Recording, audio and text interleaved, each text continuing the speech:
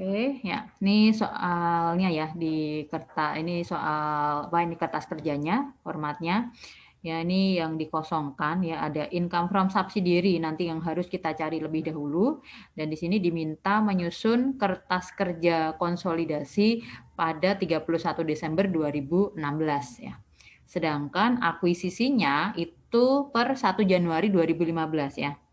Ini nanti net income-nya juga masih kosong ya, ini karena income from subsidiary-nya juga kosong. Kemudian return earning awal 2016 untuk parents ini juga saya kosongkan ya. Sehingga return earning akhirnya juga belum bisa diketahui ya.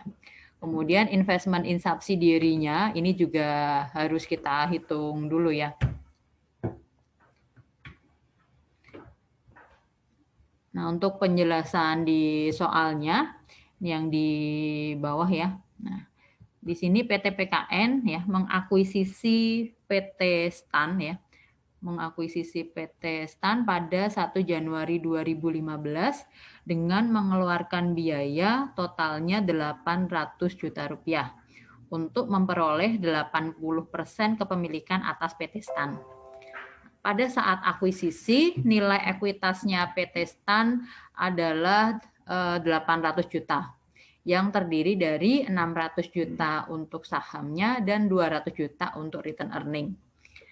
Dan diketahui ketika akuisisi ya, untuk buildingnya under value sebesar 150 juta, di mana masih diestimasi memiliki masa manfaat 10 tahun, dan untuk equipmentnya ini over value sebesar 25 juta, yang masih diestimasi ya, memiliki masa manfaat 5 tahun. Kemudian nanti setelah alokasi ke under value building dan over value building ya, kalau ada excess cost over book value, maka selisihnya akan dialokasikan ke goodwill. Ya. Ini kalau selisihnya debit. Kalau selisihnya kredit, maka ke gain on bargain purchase. Ya. Kemudian ya pada saat akuisisi, saldo laba PT PKN berarti ini return earning awalnya parents ya, sebesar 400 juta ya, return earning PT PKN per tanggal 1 Januari 2015. Selanjutnya net income-nya PT PKN pada tahun 2015 itu 600 juta ya, 600 juta. Ini untuk yang separated income before income from subsidiary ya. Berarti nanti kita akan hitung dulu income from subsidiary yang tahun 2015-nya. Dan dividennya ya sebesar 200 juta. Ini informasi untuk PT PKN. Yang nanti berguna untuk mencari saldo return earning awal tahun 2016. Kemudian untuk yang PT Stan ini dividen di tahun 2015 sebesar 100 juta. Informasi tambahan yang dapat dijadikan pedoman untuk penyusunan laporan konsolidasi per 31 Desember 2016. Yang pertama, dalam penjualan PT Stan terdapat penjualan kepada PT PKN. Jadi ada transaksi penjualan secara itu ya upstream ya dari anak kepada induk dengan nilai penjualannya 200 juta. Margin yang diambil oleh PT Stan sebesar 25% dari harga jual. Dan sampai dengan akhir tahun belum ada yang terjual kepada pihak ketiga. Berarti ya, ini nanti selain sales yang dieliminasi ya di tahun 2016, juga terdapat unrealized profit atas ending inventory di tahun 2016. Kemudian yang B, sisa persediaan tahun 2015 pada PT PKN yang dibeli dari PT Stan seharga 125 juta dan COGS-nya 100 juta telah selesai dijual sepanjang tahun 2016. Ini berarti nanti untuk realized profit pada beginning inventory tahun 2016 ya. Dan yang C, ya, yang C ini nanti terkait transaksi resiprokal ya. Pada 1 Juli 2016, S menyewa gedung milik P, ya, jadi Stan menyewa gedung milik P, milik PT PKN seharga 80 juta untuk 1 tahun. Nah, di sini kita diminta untuk melengkapi kertas kerja yang di atas ini ya. sebelum kita menyusun jurnal elimination dan adjustment, kita lengkapi dulu yang sel-sel kosong yang pada kolom P. Ya. Yang pertama, kita akan hitung apa ini income from subsidiary-nya. Ya. Income from subsidiary-nya yang PTP. Nah, kalau income from subsidiary-nya ini kan berasal yang berasal dari itu ya, net income-nya si anak gitu. Nanti bagiannya P berapa ya. Nah, sebelum menghitung ini yang income from tahun 2016, kita cek dulu ya untuk saldo return earning awal. Nih, saldo return earning awal per 1 Januari 2016. Nah, sebelum menghitung return earning awal tadi, kita alokasikan dulu ya ketika tanggal perolehan nih. Pada saat perolehan, kos atau harga perolehan yang dikeluarkan oleh PT PKN adalah 800 juta ya. Ini saya bulatkan dalam ribuan ya, ini 800 juta. Kemudian 800 juta ini untuk memperoleh 80% kepemilikan ya. Sehingga kita hitung nilai implied value-nya ya. Implied value-nya berarti 800 juta dibagi dengan 80% ya, diperoleh 1 miliar. Nah, implied value-nya 1 miliar ya. Kemudian book value dari net asetnya PT Stan ya. Itu tadi sahamnya adalah 600 juta, kemudian return earning-nya pada posisi 200 juta ya. Sehingga book value net asetnya adalah 800 juta.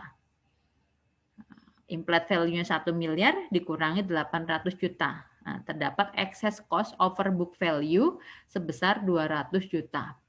200 juta ini kita alokasikan yang pertama ke under value building ya, sebesar 150 juta.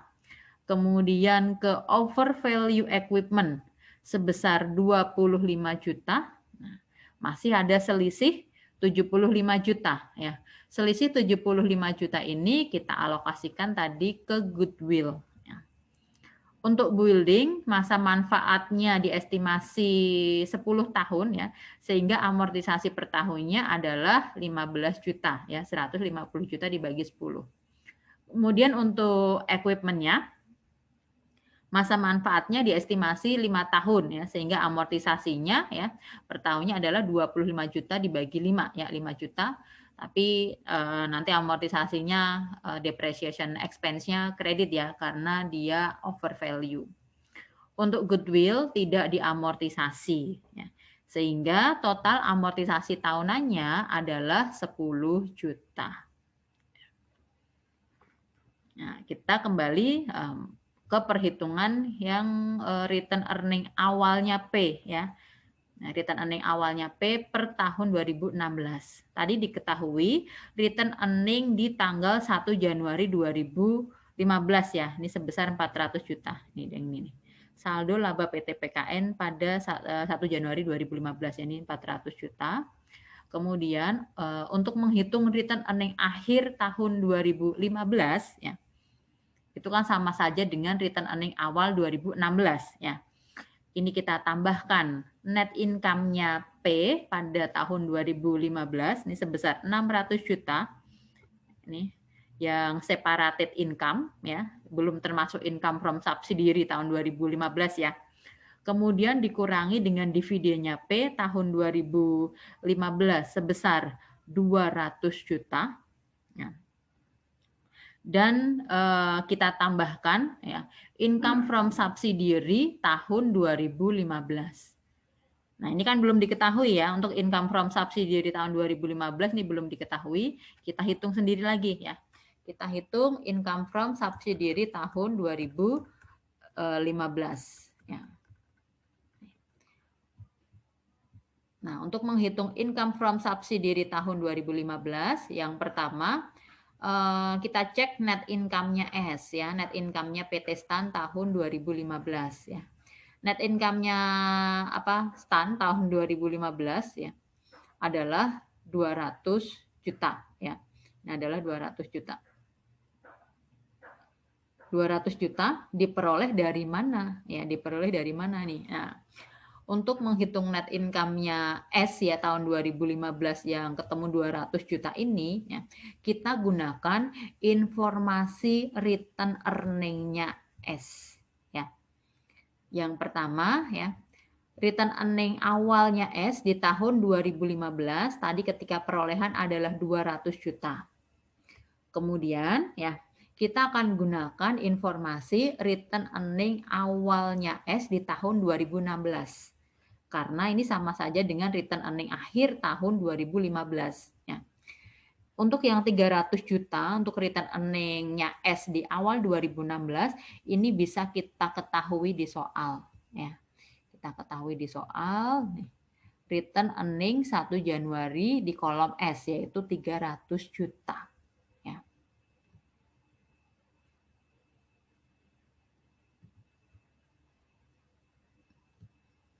Ya, 300 juta. Kemudian ya, untuk dividennya S diketahui di soal ya. Dividen S per tahun 2015 ini diketahui di soal nih. Dividen STAN tahun 2015 adalah 100 juta. Nah, ini diketahui di soal. Ya. Return earning awal ditambah berapa net income-nya ya, berapa net income yang kita cari ya, dikurangi dividen ya, harus sama dengan return earning akhirnya 300 juta. Maka bisa diketahui, bisa dicari ya, net income-nya S per tahun 2015 adalah 200 juta. Nah, ini baru kita masukkan ke sini ya.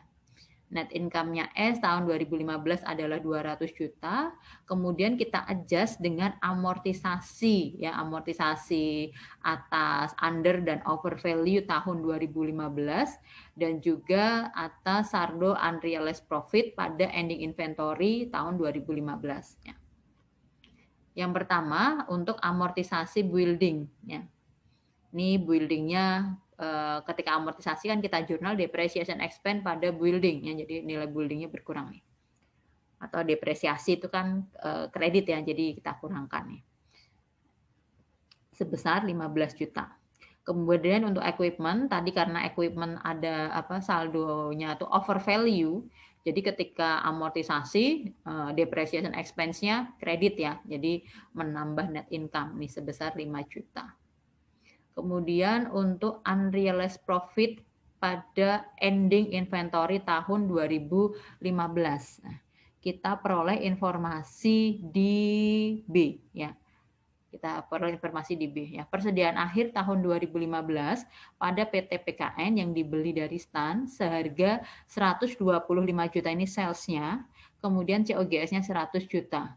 Maka gross profit-nya adalah 125 juta dikurangi COGS-nya 100 juta. Ya, jadi gross profit-nya 25 juta. Ya. Itu gross profit yang ditangguhkan pada akhir tahun 2015. Nah, ini kita kurangkan 25 juta. Ya. Maka diperoleh adjusted net income-nya ya. Adjusted net income-nya S yaitu 165 juta. Nah, kemudian kita hitung bagiannya P ya. Kita hitung bagiannya P ya 80% kalikan 165 juta. Ya, diperoleh di bagiannya P 132 juta. Ini adalah income from subsidiary tahun 2015. Nah, itu kita masukkan ke sini. Ya, income from subsidiary tahun 2015. Sehingga return earning akhirnya P pada akhir tahun 2015 adalah 400 juta ditambah 600 juta dikurangi 200 juta ditambah 132 juta. Ini net return earning akhirnya P di tahun 2015 atau return earning awal P di tahun 2016. Ini 932 juta. Ini kita masukkan ke sel return earning nih ya, return earning 1 Januari di kolom P ya, 932 juta. Nah, terjawab satu ya. Nah, selanjutnya ya kita akan hitung income from subsidiary-nya ya, income from subsidiary di tahun 2016. Nah, untuk menghitung income from subsidiary di tahun 2016 ya. Yang pertama ya, kita hitung net income-nya S ya. Net income-nya S tahun 2016. Ini kita peroleh di soal ya. Net income-nya S nih. 400 juta ya, 400 juta. Net income-nya S 400 juta ya. Kemudian kita sesuaikan, kita adjust dengan amortisasi tahun 2016 ya, dan juga profitnya ya. Untuk building tadi amortisasinya adalah 15 juta ya, depreciation expense. Kemudian untuk equipment ya amortisasinya menambah ya karena jurnalnya nanti kredit ya depreciation expense-nya sebesar 5 juta. Selanjutnya untuk yang realized profit atas beginning inventory tahun 2016. Nah, ini sama dengan nilainya ya, jumlahnya itu sama dengan yang unrealized profit pada ending inventory tahun sebelumnya. Ya, ini yang sebesar 25 juta. Kalau yang tahun 2015 dia ditangguhkan ya sebagai ending profit atas ending inventory. Nah, di tahun 2016 ini realized profit. Jadi ditambahkan ya sebesar 25 juta. Kemudian untuk unrealized profit atas ending inventory di tahun 2016 ya. Dari informasi yang A ya. Pada dalam penjualan PT STAN ini terdapat penjualan secara upstream ya dengan nilainya 200 juta dan margin diambil PT STAN sebesar 25% dari harga jual. Berarti profitnya ya adalah 25% kita kalikan dengan 200 juta. Yaitu profitnya sebesar 50 juta. Dan sampai dengan akhir tahun ini persediaannya belum terjual sama sekali. Nah, jadi 50 juta itu seluruhnya kita tangguhkan dulu. Ya. Ini 50 juta, ini unrealized profit pada ending inventory tahun 2016. Nah, sehingga total adjusted income-nya S ya, ini totalnya adalah 365 juta. Bagiannya P ya, bagiannya si parents kita hitung 80% dikalikan 365 juta. Maka diperoleh 292 juta. Ya. Ini yang akan kita catat sebagai income from subsidiary tahun 2016. Ya. Kemudian kita hitung sekalian untuk NCI expense-nya. Ya. Kalau NCI expense-nya berarti 20% kita kalikan 365 juta. Ya, jadi kalau ini Kalau ini upstream ya, kalau ini upstream ini untuk yang profit atas inventory ini bisa diperhitungkan dulu semuanya, baru dia ikut dikalikan 80% ya. Karena dia upstream. Kalau downstream ini tidak boleh ya, untuk yang profit atas inventory tidak boleh ikut dikalikan dengan proporsi kepemilikan ya. Kalau downstream maka seluruhnya itu menjadi atau akan dialokasikan seluruhnya untuk parent saja ya, tidak ada alokasi ke NCI ya. Karena ini upstream jadi ada alokasi ya ke P juga, ke NCI juga ya untuk profit ya. Nah, ini untuk yang income from subsidiary tahun 2016 kita peroleh 292 juta, kita masukkan ke sel ini ya, 292 juta. Sehingga kita menghitung ya, kita bisa menghitung net income-nya P itu totalnya adalah 1.712 juta ya. Ini sales-nya ditambah rent income, ditambah income from subsidiary, dikurangi COGS dan dikurangi dengan seluruh beban-beban. Ini diperoleh 1.712 juta. Kemudian net income ditambah dengan return earning awal yang tadi kita hitung juga ya, dikurangi dengan dividen 200 juta ya, maka diperoleh return earning akhirnya P yaitu 2.444 juta. Nilai return earning akhir yang kita peroleh di sini ini kita masukkan ke sel yang di bawah juga ya, yang ini. Return earning 31 Desember yang ada di neraca. Ini 2.444 juta. Nah, karena ini yang kolom ekuitas dan liabilitasnya itu sudah lengkap ya, kita bisa menghitung total liabilitas dan ekuitasnya P ya, yaitu 10.194 juta. Langkah berikutnya ya kita akan menghitung apa? Ya, kita akan menghitung saldo investment in subsidiary per 31 Desember 2016. Tadi perolehannya 800 juta ya. Nah, tapi di akhir 2016 kan dia akan bergerak karena adanya income from subsidiary dan adanya dividen. Nah, ini untuk menghitung income from subsidiary per 31 Desember investment ya, investment in subsidiary ya. Per 31 Desember 2016. Yang pertama tadi dari harga perolehannya adalah 800 juta, kemudian dia akan dipengaruhi karena income from subsidiary dan dividen ya. Income from subsidiary di tahun 2015 tadi diperoleh 132 juta. Kemudian dividennya S ya, dividennya S tahun 2015 itu yang diumumkan kan 100 juta. Nah, haknya P ya, haknya P atas dividennya S 80% kalikan 100 juta. Ini haknya berarti 80 juta.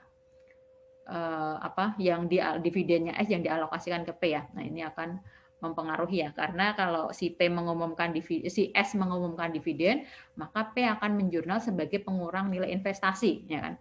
Jadi ini mengurangi sebesar 80 juta. Kemudian income from subsidiary tahun 2016 tadi sebesar 292 juta dan dividennya S ya yang dialokasikan ke P ini masih sama di tahun 2015 ya, yaitu 80 juta. Ini kita lihat di soal ya, dividen yang diumumkan oleh S di tahun 2016 masih sama ya 100 juta, masih sama dengan tahun 2015. Sehingga nilai dari investment in subsidiary per 31 Desember 2016, nah nilainya adalah 1.064 juta. Ya, ini akan kita masukkan ke sel investment in subsidiary. Ya, nih. 1.064 juta. Nah, total asetnya bisa kita ketahui ya dari total liabilitas dan ekuitas. Nilainya sama, ada 10.194 juta. Kemudian nilai investment in subsidiary tadi kita hitung ya, sehingga nilai kasnya juga bisa kita hitung juga. Nah, setelah kolom P dan kolom S lengkap ya, ini kan sudah lengkap ya. Nah, kita baru buat untuk jurnal elimination dan adjustment-nya ya. Jurnal elimination dan adjustment-nya ya, kita cek satu persatu ya dari jurnal pertama sampai dengan jurnal ke-7. Nah, jurnal pertama itu terkait kalau ada alpha ya atau ada yang belum ada error ya, ada yang belum di jurnal atau salah jurnal ya. Kalau ada error dan omission. Nah, di soal ini sepanjang tidak disebutkan ya kita asumsikan nggak ada ya. Berarti terkait jurnal omission maupun error. Kemudian yang kedua ya untuk menjurnal terkait intercompany transaction-nya ya. Intercompany transaction-nya yang pertama adalah jual beli yang secara upstream tadi ya, penjualan secara upstream dari PT STAN ke PT PKN senilai 200 juta. Nah, ini harus kita eliminasi ya. Ini ya, kita akan eliminasi ya, sales pada COGS sebesar 200 juta. Itu jurnal yang yang intercompany transaction yang pertama. Untuk yang intercompany transaction ini jurnalnya ada 3 ya. Ini terkait eliminasi penjualannya. Kemudian untuk pengakuan realized profit atas beginning inventory ya. Yang ketiga untuk unrealized profit atas ending inventory. Ini berikutnya untuk yang realized profit atas beginning inventory tahun 2016 atau ending inventory tahun 2015 ya. Tadi nilainya adalah profitnya 25 juta ya. Jurnalnya di sisi kredit kita akan mengkredit COGS, kemudian di sisi debit ya karena upstream ya dan kepemilikan kurang dari 100%, maka ada alokasi ke NCI ya. Untuk yang alokasi ke investment in subsidiary ini sebesar 80% kalikan 25 juta. Kemudian untuk yang NCI ya ini masuknya ke NCI beginning ya di kolom debit nanti ya. Ini sebesar 20% dikalikan 25 juta. Kemudian jurnal intercompany profit yang ketiga ya tadi terkait unrealized profit pada ending inventory tahun 2016. Tadi unrealized profitnya adalah 50 juta ya. Nah, maka jurnalnya ya COGS pada inventory sebesar 50 juta. Jurnal yang berikutnya, ya, eliminasi yang berikutnya, kita akan mengeliminasi income from subsidiary, ya, dan dividennya S yang dialokasikan untuk induk. Ya. Income from subsidiary kita debit, ya, kita eliminasi sebesar 292 juta. Kemudian dividen S yang dialokasikan ke parents ini juga kita eliminasi, ya, kita kredit sebesar 80 juta, ya, 100 juta dikalikan 80%. Selisihnya ini akan kita catatkan kredit investment in subsidiary sebesar 212 juta. Berikutnya kita akan memunculkan NCI expense. Ya, tadi dari perhitungan nilai NCI expense-nya adalah 73 juta. Ya, kita akan mengeliminasi dividennya S yang dialokasikan ke pemegang saham minoritas, ya 20% kalikan 100 juta. Selisihnya akan kita catat sebagai NCI ending, ya sebesar 53 juta. Jurnal eliminasi berikutnya, ya kita akan mengeliminasi return earning awal tahun 2016 dan ekuitasnya common stock-nya anak, ya. Ini ekuitasnya anak nih. Common stock-nya, ya, atau capital stock-nya anak, ya, di tahun 2016 ini 600 juta. Untuk return earning awal tahun 2016 anak itu 300 juta. Ini kita eliminasi, berarti kita debit. Kemudian kita akan memunculkan, ya, saldo unamortized yang yang unamortized, ya, jadi saldo ekses yang belum diamortisasi per awal 2016. Ya. Tadi ketika perolehan kan kita memperoleh ekses sebesar 200 juta, ya, eksesnya 200 juta. Di tahun 2015, ya, di tahun 2015 itu sudah diamortisasi totalnya adalah 10 juta. Berarti yang belum diamortisasi pada awal 2016 adalah 200 juta dikurangi 10 juta, ya, sebesar 190 juta. 190 juta.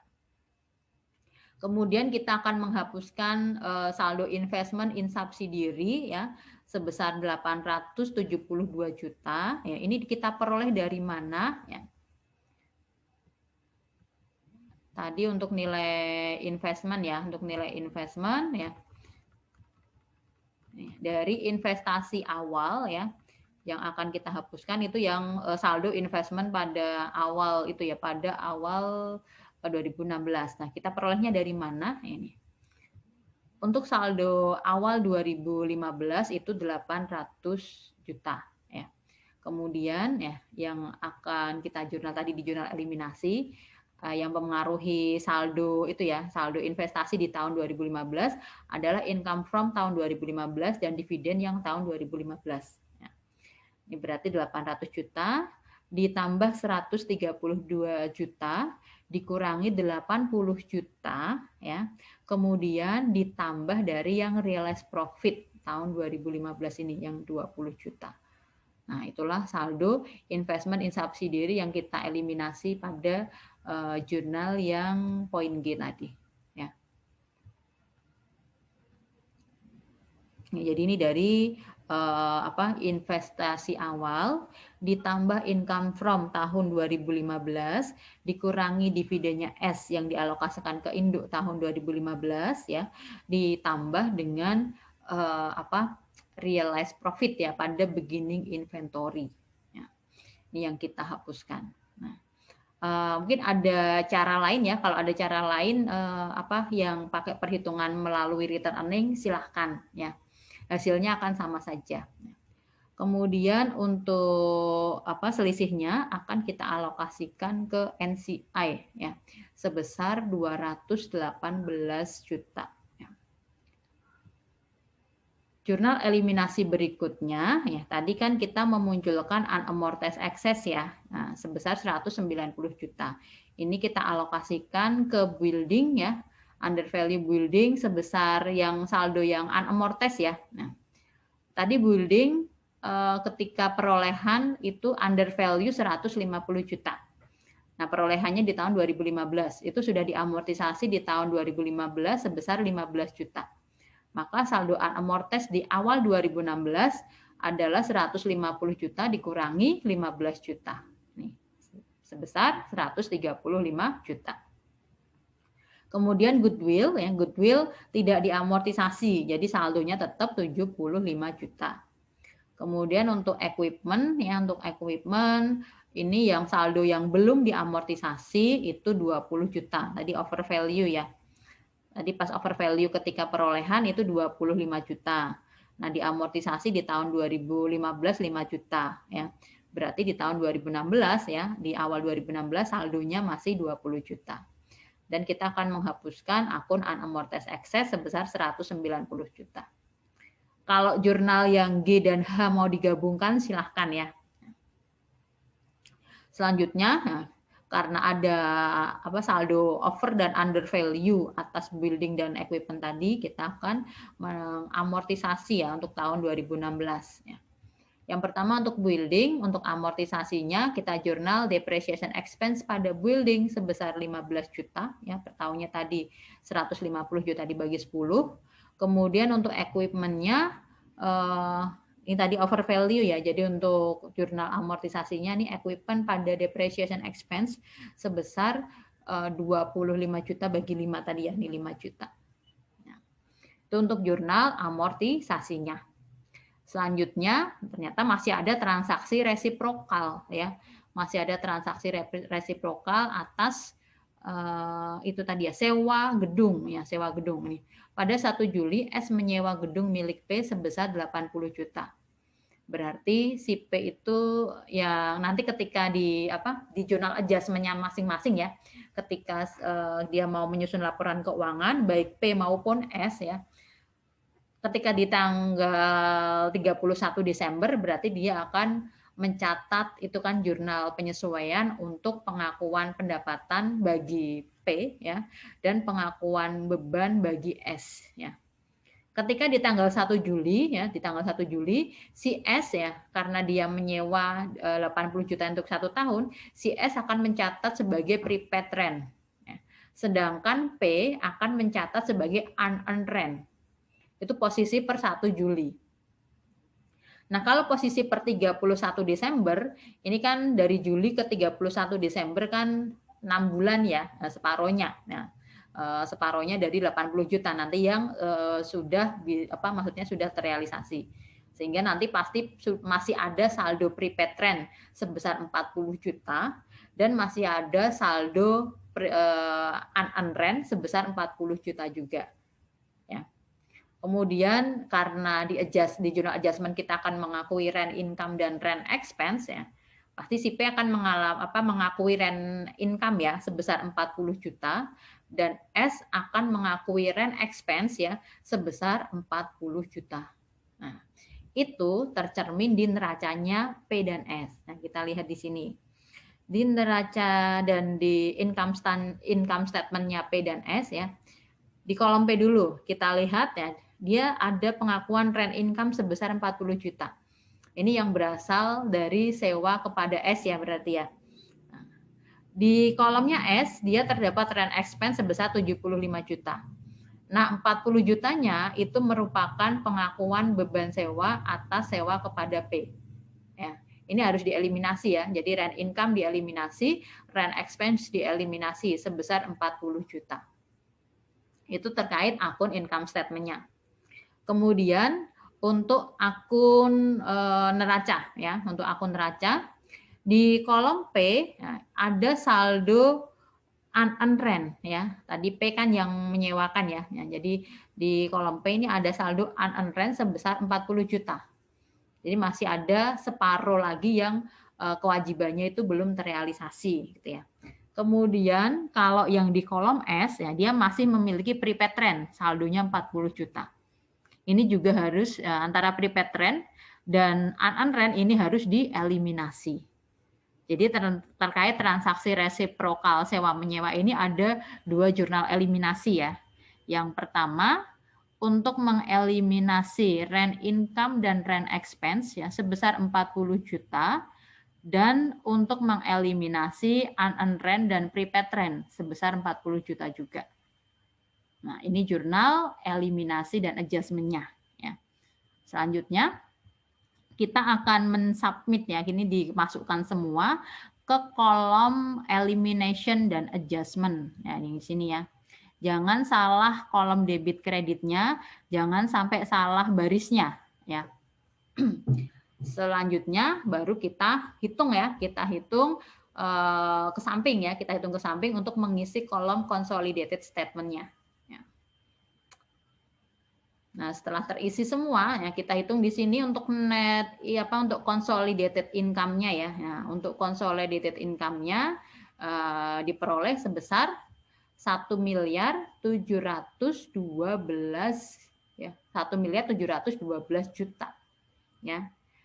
Jadi net income consolidated-nya ini sama ya, sama persis dengan net income-nya P.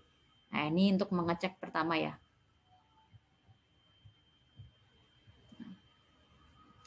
Untuk mengecek pertama nih ya. Jadi net income consolidated sama dengan net income-nya P, 1.712 juta. Kemudian yang kedua ya, untuk return earning awalnya juga sama ya, return earning awalnya yang consolidated ini juga sama dengan return earning awalnya parents. Demikian juga dengan return earning akhir ya. Return earning akhir konsolidasi ini sama dengan return earning awalnya si parents. Ya. Selanjutnya itu untuk untuk income statement dan return earning-nya ya. Nah, berikutnya untuk yang akun-akun neraca. Ini juga dijumlahkan ke samping ya. Ingat untuk yang saldo unamortized excess harus hilang. Kemudian kalau prepaid rent tadi karena cuma prepaid rent-nya ini cuma dari itu ya, transaksi resiprokal ini juga harus hilang. Kemudian yang saldo investment in subsidiary ini juga hilang ya, sehingga total asetnya adalah 11.170 juta. Berikutnya untuk yang bagian liabilitas dan ekuitas. Ini juga dijumlahkan ke samping semua ya. Untuk bagian ekuitas ini muncul yang NCI beginning 260 total ya. Untuk NCI-nya ya, kita jumlahkan NCI beginning dan NCI ending ini totalnya 266 juta. Ya. Sehingga total liabilitas dan ekuitasnya sama dengan total asetnya 11.170 juta.